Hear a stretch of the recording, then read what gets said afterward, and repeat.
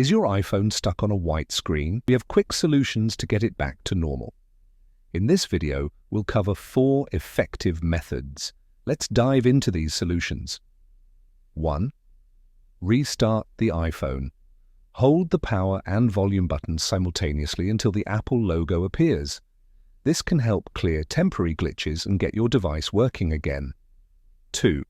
Check the battery. Make sure your iPhone is charged. Plug it into a power source and wait a few minutes before trying to turn it on. 3.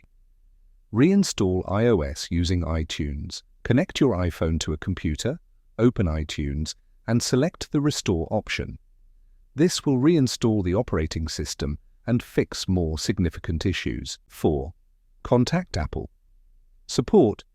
If your iPhone remains unresponsive, reaching out to Apple support is essential.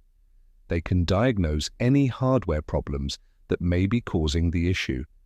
These steps should help you tackle the white screen problem on your iPhone